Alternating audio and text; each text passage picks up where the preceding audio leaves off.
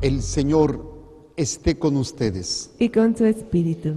Proclamación de la buena nueva de nuestro Señor Jesucristo, según San Juan. Gloria a ti, Señor. En aquel tiempo, Jesús dijo a los judíos: yo me voy y ustedes me buscarán, pero morirán en su pecado. A donde yo voy, ustedes no pueden venir. Dijeron entonces los judíos: ¿estará pensando en suicidarse y por eso nos dice: a donde yo voy, ustedes no pueden venir? Pero Jesús añadió: ustedes son de aquí abajo y yo soy de allá arriba. Ustedes son de este mundo, yo no soy de este mundo. Se lo acabo de decir, morirán en sus pecados, porque si no creen que yo soy, morirán en sus pecados. Los judíos le preguntaron: entonces, ¿quién eres tú? Jesús les respondió: precisamente eso es lo que les estoy diciendo. Mucho es lo que tengo que decir de ustedes y mucho que condenar. El que me ha enviado es veraz, y lo que yo le he oído decir a él es lo que digo al mundo. Ellos no comprendieron que hablaba del Padre. Jesús prosiguió: cuando hayan levantado al Hijo del Hombre, entonces conocerán que yo soy y que no hago nada por mi cuenta. Lo que el Padre me enseñó, eso digo. El que me envió está conmigo y no me ha dejado solo, porque yo hago siempre lo que a él le agrada. Después de decir estas palabras, muchos creyeron en él. Palabra del Señor. Gloria a ti, Señor Jesús. Por la lectura del Santo Evangelio, sean perdonados nuestros pecados. Amén. Sentados. Una de las cosas que tenemos que entender, cómo el pueblo, los escritores sagrados, los agiógrafos, el nombre correcto es agiógrafo, el que escribe la palabra de Dios inspirado por el Espíritu Santo, cuando Dios utiliza a una persona, bueno, no utiliza, lleva a cabo su acción a través de una persona con la libertad y la voluntad del ser humano, pues toma en cuenta, o está afectada por toda la persona. O sea, Dios usa o invita a una persona a ser usado, a ser un instrumento de su amor, y obviamente pues va a ir marcada por la parte humana. Aunque está la parte divina, está la parte humana. Si ponemos atención a este texto de la primera lectura, que es muy hermoso, nos dice como si Dios hubiera mandado la muerte a través de las serpientes. Obviamente, pues si lo tomamos literalmente, podría tomarse como, pues qué cruel Dios, ¿no? O sea, ¿por qué está pasando esto? Pero hay que verlo siempre desde la fe y desde la fe cristiana. ¿Qué enseñanza, qué nos deja a nosotros? Porque si lo vemos así nada más, es difícil de entenderlo. Vamos a ver el contexto. ¿Qué ha pasado? El pueblo judío salió gracias a los prodigios que Dios realizó en medio del pueblo judío y en medio del pueblo de Egipto para sacarlos de ese lugar de esclavitud. Meditábamos en la semana que representaba Egipto. Egipto representa el pecado, cómo nos tiene atrapados. Esto lo meditamos el domingo, fue muy interesante, porque Isaías lo refería, ¿no? Y luego cómo llega un momento en que el pueblo es sacado, pero llega un momento en donde llega a un tope que es el mar, y por atrás viene el pecado, el pueblo judío, el pueblo de Egipto, y viene detrás, y es cuando entra en la desesperación. ¿Y qué va a pasar? O sea, cuando yo salgo de la vida de pecado, no esperen que todo vaya a ser fácil, me voy a topar con pared, me voy a topar con situaciones en donde no encuentro la salida. Dice, no, pues estábamos mejor antes. Padre, ahora que estoy en las cosas de Dios, parece que me va peor, parece ser que las cosas están contrarias, y es parte de eso. Luego vimos los pasos, cómo se abre el mar. No voy a hablarlo ahorita porque si no sería repetir la prédica del domingo, pero es nada más retomar esto. Una de las cosas que Dios va a hacer, entiende las necesidades del hombre, porque al final de cuentas, el inventor del hombre, el creador del hombre es Dios. Hubo una prédica muy simpática, y le puse como título: ¿le estás quitando la patente a Dios? ¿Los derechos de autor? Porque al final de cuentas, ¿quién te creó? ¿Quién te inventó? Es Dios, y Él tiene la patente. pero le estamos quitando. Entonces, Dios entiende mejor las necesidades del ser humano, pero también entiende la concupiscencia, con qué facilidad el ser humano se deja arrastrar por las necesidades, por el miedo al no tener, a diferencia de los animales, que los animales hay unos que prevén y se están acostumbrados a invernar o guardar su alimento. Hay otros que viven de lo que cazan al día, ¿sí? De ahí viene la parábola, vean a los pajaritos del cielo que no se preocupan y Dios los alimenta todos los días. Entonces, aprender a confiar en Dios es una de las cosas más importantes dentro del proceso del crecimiento espiritual, confiar en Dios.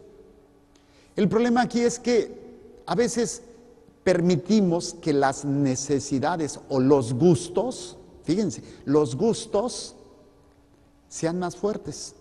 Vamos al contexto. Entonces, el pueblo judío salió y llegó un momento en donde tenía hambre y se le empezó a dar un alimento que se llama maná, que en hebreo o en arameo significa ¿qué es esto? Pues hay muchas formas de tratar de explicarlo. El caso es que era un alimento que Dios les concedía. El problema aquí es cuando ya no se me antoja eso y quiero otra cosa, ¿sí? Y es cuando caemos precisamente en renegar de Dios. Nuestra naturaleza humana es siempre más y más, ¿sí? Al perro, si tú le das de comer, yo tengo mi perrito, el Choco, le doy de comer, y él no se pone así de que, bueno, ¿y qué voy a comer mañana? ¿Qué me van a, pero oye, o qué me estás dando ahorita, pero qué voy a comer mañana? El perrito le pongo su platito, se come, y si no se come todo, pues lo deja ahí, no se preocupa si se lo quito o ¿por qué? Porque ya satisfizo su alimentación en ese momento. Pero el ser humano, con la loca de la casa que no le ayuda, que es la mente, se empieza a angustiar, empieza a pensar, y a veces ahí es donde se pierde. Entonces, el pueblo judío estaba siendo alimentado. Lo que quería Dios era que aprendieran a confiar en Él, que aprendieran a abandonarse en Él. Pero desgraciadamente, repito, las apetencias, las necesidades, los gustos, el miedo, el temor y todo esto a veces obscurece esta acción de Dios en nosotros. Fíjense, en aquellos días los hebreos salieron del monte Hor en dirección al Mar Rojo para rodear el territorio de Edom. Pero por el camino el pueblo se impacientó. O sea, ¿qué tenemos que pedir? Paciencia, pero nos impacientamos. O sea, ya no quiero esto, ya me cansé.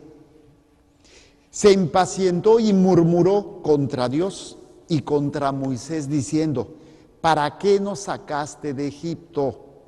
Para que muriéramos en el desierto, no tenemos pan ni agua, y ya estamos hastiados de esta miserable comida. O sea, no se iban a morir de hambre, ya tenían el alimento, pero querían más, querían algo diferente. Ya me cansé de esto, quiero más.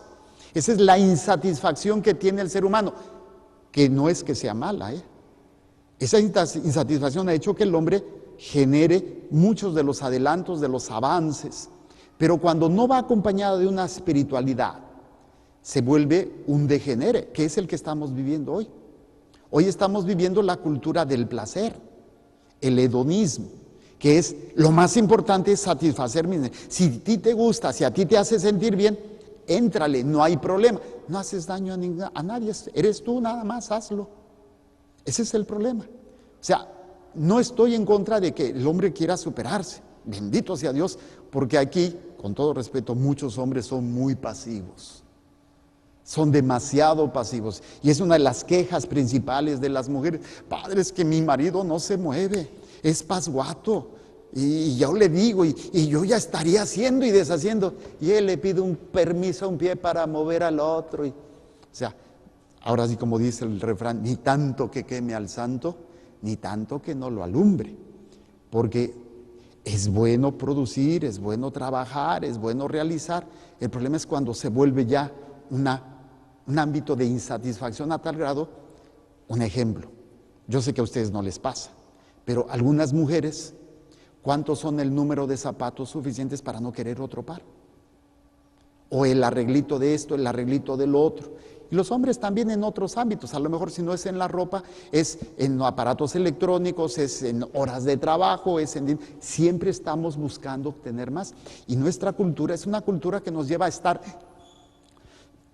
a sentirnos siempre insatisfechos. Y quiero más, y quiero más, y quiero más. Nunca es suficiente, siempre quiero más.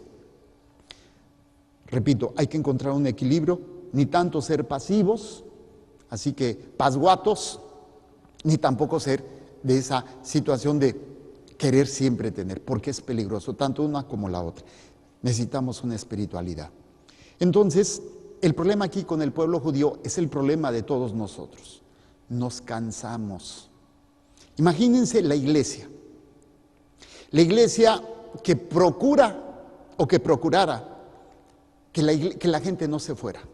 Esto lo oí de un comentarista, de un periodista renombrado y que mis respetos, con una cultura muy grande, pero con una ignorancia espiritual increíble, este señor Jorge Ramos, diciendo que la iglesia tenía que modernizarse, tenía que actualizarse. ¿Por qué? Porque los tiempos cambian y la iglesia está retrógrada con sus ideas que contra la homosexualidad, contra el aborto. Eso es, o sea, la iglesia, si no, va a perder feligreses. Es que no estamos por agradar a la gente, no estamos para que se sientan a gustos, a ver qué es lo que quiere mi hijo, qué es lo que quiere mi hija, lo que ella necesite se lo voy a dar. No, la iglesia no busca agradar a la gente para que la gente venga, la iglesia busca salvar las almas, así de fácil. Y no puede estarse adaptando o adecuando al pensamiento del mundo, porque ahora está actualizándose, porque ahora está renovándose muchas cosas. La iglesia tiene que hacerlo. Obviamente quien dice esto no entiende, con todo respeto, pero es un ignorante. No entiende que no nos interesa agradar o que mantener masas para sentirnos bien. Ya tengo la iglesia llena, wow, no. No se trata de eso. Es entonces cuando entendemos lo que sucede. La narración de este pasaje donde el pueblo reniega, o sea, está permitiendo, está renegando de lo que Dios le ha dado y empieza a buscar por otro lado. Esto, obviamente, pues nosotros lo entendemos, es pecado, pero no entendemos las consecuencias de esta acción. Por eso, la imagen que se nos presenta, la narración que se nos presenta es donde, entre comillas, Dios mandó las serpientes para que muriera el pueblo. Hay que entenderlo, la enseñanza. Dios deja al hombre que se envenene con su pecado para que entienda que no puede funcionar sin él. Cuando uno empieza a buscar la satisfacción de sus necesidades, no va a tener un límite. Siempre voy a querer más y más y más, de lo que sea. Si es placer, si es comida, si es dinero, si es fama, si es poder, si es seguridad, si es trabajo, lo que sea, siempre vamos a querer más. Y este es el problema. Entonces, cuando el pueblo reniega de lo que se le ha dado, y esto nos pasa, Dios nos ha dado una vida, nos ha dado tantas cosas, y renegamos por lo que no tenemos. Pero no vemos lo que tenemos, no vemos lo que Dios ha hecho ya por mí y me la paso renegando. Ay, pero ¿por qué Dios permite esto? Ay, pero si ya le pedí esto yo a Dios. Ay, pero si yo ya hice, yo ya me porté, ¿por qué Dios me manda esto? Esos son los mal agradecidos. Está como el hijo que le pide al papá. Y el papá está, pero sobándose el lomo, rompiéndose el lomo, para que su hijo tenga. Y un día que no le puede dar, ay, es que ¿por qué tú nunca me das? Oye, por un momento que no te dio, ¿no ves todo lo que él se ha sacrificado? Todo lo que él se ha partido el alma para que tú tuvieras. Entonces, oye, qué gacho hijo, ¿no? Yo creo que ustedes como padres lo han experimentado. Qué sensación frustrante de que tú te has partido el alma por tu hijo y que tu hijo, tu hija, te exija y no entienda el sacrificio que tú estás haciendo.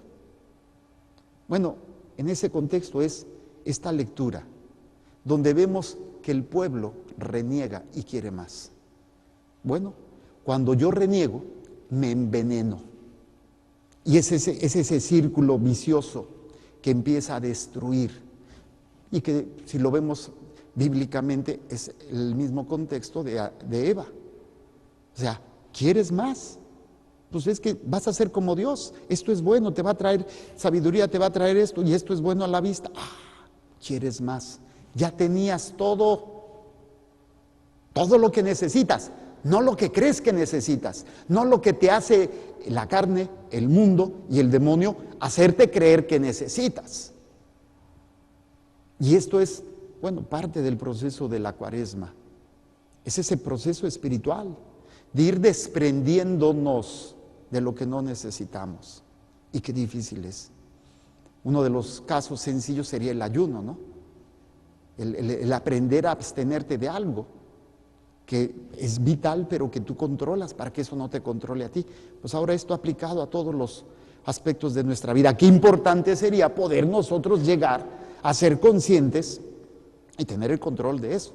Pero, repito, el pueblo no lo entiende, no ha visto cómo Dios lo saca con mano poderosa, con brazo extendido de Egipto, no ve o no recuerda o no quiere recordar las plagas y todo lo que les ha dado, cómo a todo un pueblo lo ha alimentado y ellos están renegando.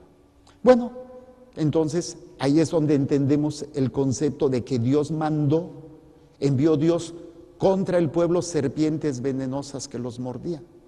¿Qué es la enseñanza? Esa serpiente representa precisamente Satanás, que ha llevado a hacernos creer que merecemos todo. Es que tú, si te postras, todo esto, si te postras ante mí, todo esto será tuyo si me adoras. ¿A qué les recuerda esto? Las tentaciones en el desierto de Jesús. Todo esto será tuyo. Es el hambre desmedida de las cosas, de las necesidades. Algunas son necesidades reales, la comida, el descanso, pero desmedido la gula, la pereza. El hambre necesaria y natural del placer, desmedida la lujuria. La seguridad y la protección que debemos de tener, la desmedida, la avaricia, la soberbia. O sea, si se dan cuenta, al final de cuentas, por ejemplo, los pecados capitales, todos tienen que ver con necesidades llevadas al extremo, sin control, sin el control de un objetivo, de una meta. Entonces vemos, el pueblo empieza a ser mordido y empiezan a morir. Eso es lo que nos lleva el hambre desmedida a la muerte. Empezamos a morir, no me siento satisfecho, quiero más. Es como la droga, empiezas con tantito, ya no es suficiente, quieres más y tienes que ir aumentando la dosis de la droga para que te haga efecto, la dosis del alcohol para que te haga efecto. Lo mismo, piensas a querer más hasta que llega un momento en que esto te está matando. Y representa la mordida de la serpiente. Y ahí es cuando empiezan, ay, perdónanos, Señor, es que la regamos. Y viene ese gesto hermosísimo que representa nuestra fe como católicos, donde Dios le dice a Moisés, haz una serpiente. O sea, aquello que te está mordiendo es aquello que te va a ser utilizado para que te sanes. O sea, como la serpiente va a representar toda esa maldad y todo eso, esa serpiente vista en esa torre, en esa vara, y puesta en la parte de arriba esa serpiente de bronce. Todo aquel que vea esa serpiente, aunque haya sido mordido, no morirá. Ahora entiendo yo el valor de la cruz, el valor de lo que Jesús hizo en la cruz. Jesús es la serpiente, es el pecado, es todo el veneno que nos ha llevado a la destrucción y que yo no puedo quitarme.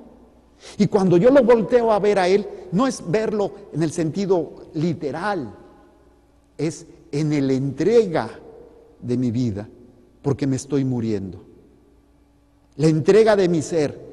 Y por eso en el Evangelio dice, cuando yo sea levantado, atraeré a todos hacia mí. O sea, todos voltearán a ver ese pecador, esa prostituta, ese desgraciado, ese asesino, ese violador, ese infiel, ese adúltero, que se están muriendo, voltear a ver a Jesús en la cruz.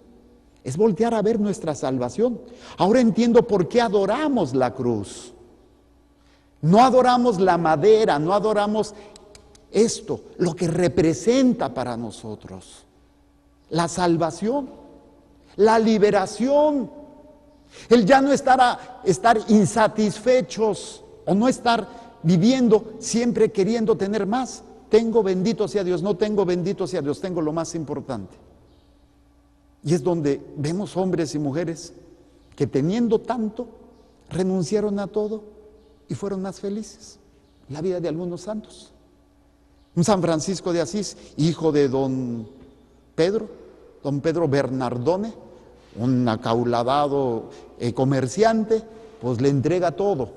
Y así grandes personajes de la historia de la iglesia que tenían todo, o incluso hay personajes que eran reinas o fueron reinas y que fueron o princesas y que tenían mucho dinero y se dedicaron al servicio del prójimo. Tenían tanto, pero entendieron que no necesitaban. Creo que era San Francisco de Asís, esta anécdota, soy malo para la memoria, pero dicen, creo que fue él, que bajaba al pueblo y se ponía a ver en las escaparates de las tiendas del pueblo, y uno de sus hermanos le dijo, Francisco, ¿añoras esa vida? Y dice, no, yo vengo a ver que es para sentirme feliz de que es poco lo necesito, y lo poco que necesito, lo necesito tan poco. Sí fue San Francisco, ¿verdad? San Francisco de Asís. Y dices, wow, ¿cuánto necesitas tú para ser feliz? ¿Qué necesitas? Ay, que me sane. Ay, que este problema. Ay, que esta... Y somos pedidores, pero sabrosos. Y pedimos, no es que sea malo, qué bueno que pidamos. Pero también se vuelve una necesidad de estar pidiendo y a que Dios me solucione todo. Entonces, haz una serpiente como esas, levántala en un palo. El que haya sido mordido por la serpiente, ya entendemos el sentido de la mordida de la serpiente, y mire, la que tú hagas vivirá. Mirar a Jesús en la cruz es para la vida eterna. Y dice el texto, y miraron al que traspasaron. Obviamente, en el momento de la cruz no lo entendemos, porque murió maldito, pues era una serpiente, entre comillas. Jesús murió como una maldición, fue el maldito. Maldito porque la manera de morir era precisamente para el pueblo judío como un maldito. Maldito porque Él cargó todos nuestros pecados. Si se hubiera quedado en la cruz, pues de nada nos sirve. Pero no podemos ver la cruz sin entenderlo desde la resurrección. Entonces, todo ese veneno de las serpientes es el momento en donde es limpiado, es sanado. Todo ese veneno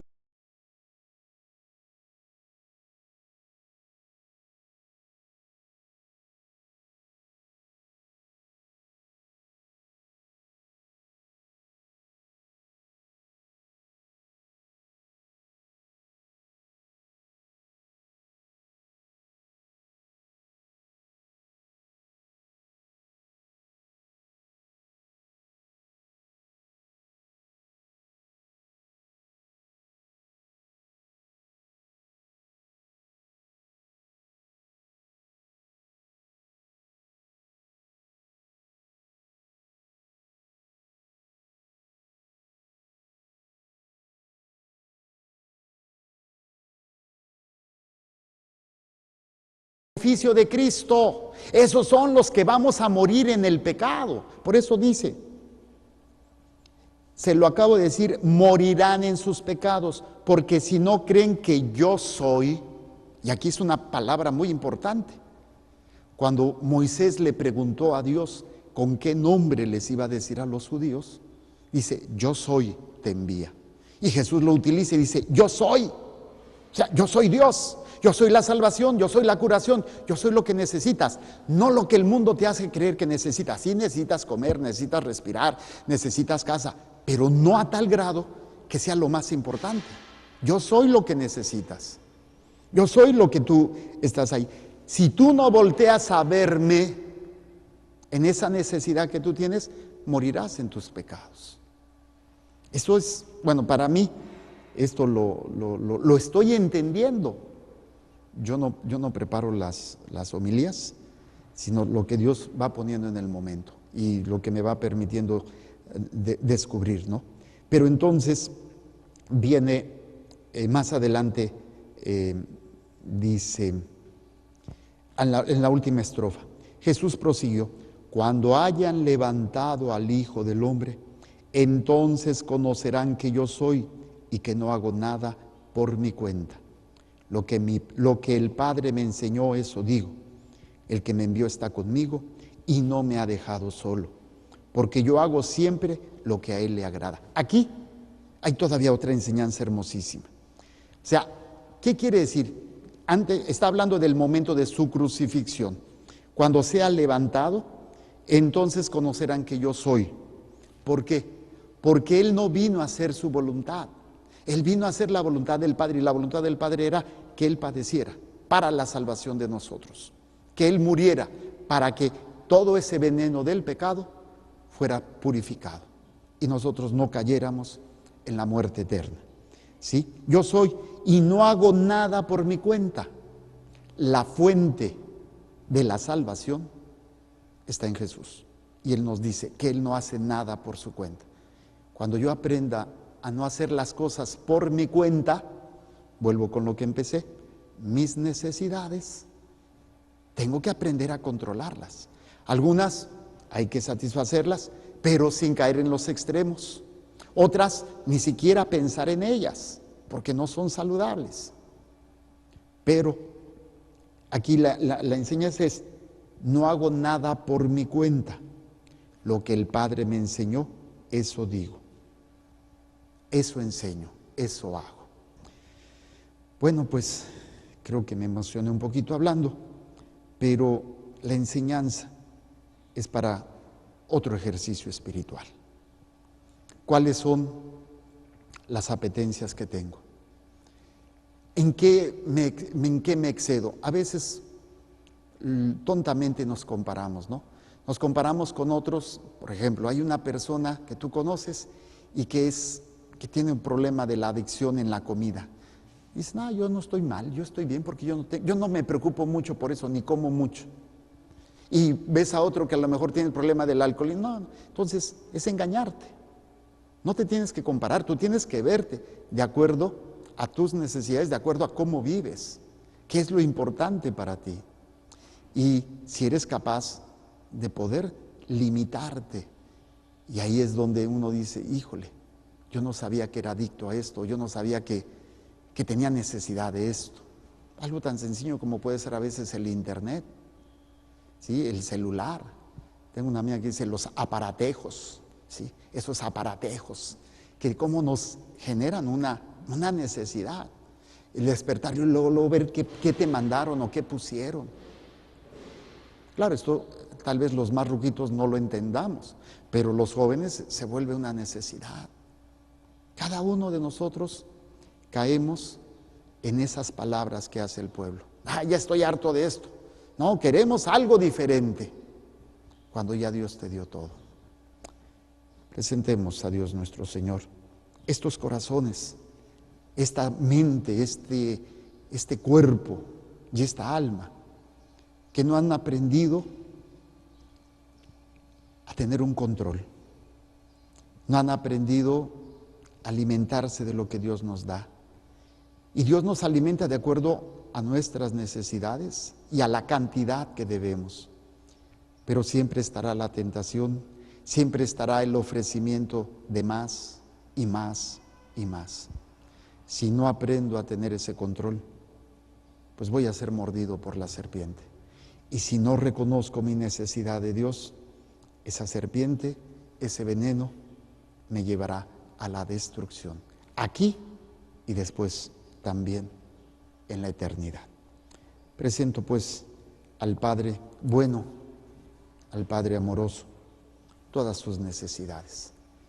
Y para que seamos capaces de poder renunciar a muchas, controlar otras, ofrecerlas, siempre siendo agradecidos por los dones maravillosos, las bendiciones grandes que el Señor nos ha concedido. Presento pues el pan y el vino y las intenciones de todos ustedes.